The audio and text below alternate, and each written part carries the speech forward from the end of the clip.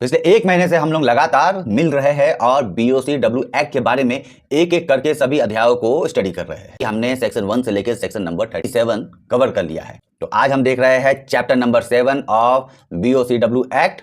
तो section number 38 it speaks about the safety committee and safety officer. तो सब clause 1 में कहा गया है कि अगर किसी एस्टेब्लिशमेंट में 500 या उससे ज्यादा बिल्डिंग वर्कर होंगे तो वहां सेफ्टी कमिटी बनाना अनिवार्य है। लेकिन यहाँ एक कैच दिया हुआ है, स्टार मार्क है कि ये जो कंपोजिशन होगा सेफ्टी कमिटी का, under no circumstances building worker का रिप्रेजेंटेशन एम्प्लॉयर के रिप्रेजेंटेशन से कम हो, यानी कि बराबर या उससे ज्यादा होगा लेकिन कम नहीं होगा जो कमिटी बनेगी। साथ ही साथ इसमें सब क्लोज 2 में कहा गया है एवरी एस्टेब्लिशमेंट, यहां पर कोई हेड काउंट प्रिस्क्राइब नहीं किया गया, लेकिन जहां कहीं भी कंस्ट्रक्शन वर्क हो रहा है वो सभी एस्टेब्लिशमेंट में कम से कम एक सेफ्टी ऑफिसर को नियुक्त करना होगा।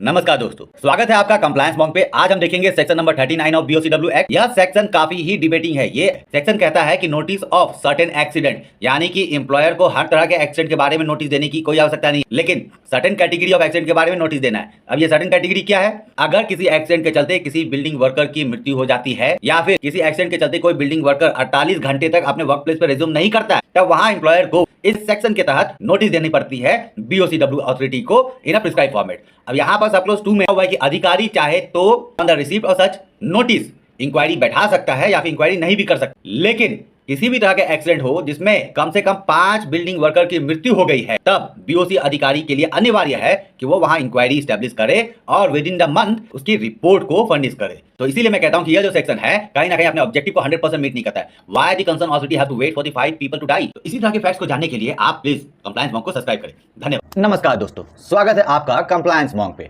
आज हम बात करने जा रहे हैं section number 40 of BOCW act under chapter number 7। इस एक्ट के तहत एप्रोप्रिएट गवर्नमेंट को एक अधिकार दिया गया है, पावर दिया गया है कि वह बिल्डिंग वर्कर के हेल्थ एंड सेफ्टी के लिए नियम कानून को बनाए ताकि उनको काम करने में दिक्कत नहीं आए और जान मान का ज्यादा नुकसान नहीं हो।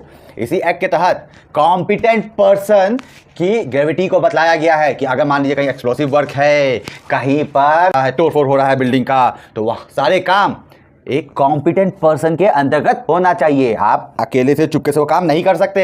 एंड इस एक्ट के तहत सेफ्टी पॉलिसी आपको बनानी होगी। साथ ही साथ अगर आपके कंस्ट्रक्शन एक्टिविटी में कोई ऐसा इक्विपमेंट यूज हो रहा है जो BSI के एक्ट में कवर होता है, तो आपको उसका भी इंफॉर्मेशन देना होगा।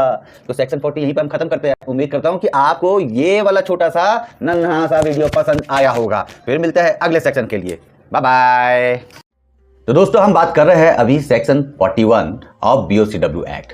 This is regarding the framing of model rule for safety measures of building worker. जी हाँ, बिल्डिंग वर्कर के सेफ्टी मेजर्स को लेते हुए मॉडल रूल का फ्रेमिंग करना। ये सेंट्रल गवर्नमेंट के द्वारा किया जाता है। इसको करने के लिए वह अपने एक्सपर्ट कमिटी, जो कि इसी एक्ट के सेक्शन 5 में डिफाइन किया गया है, उनके सुझाव के साथ साथ मौजूदा अन्य rules and regulation safety measures के हैं जो दूसरे एक्ट्स में भी हो सकते हैं, उनको भी कंसिडर करते हुए, साथ ही साथ सेक्शन 40 जो हमने कुछ देर पहले डिस्कस किया था शॉर्ट वीडियो में, उसको भी कवर करते हुए model rule for building worker बनाते हैं। इसी के साथ हमने अपना चैप्टर 7 खत्म किया।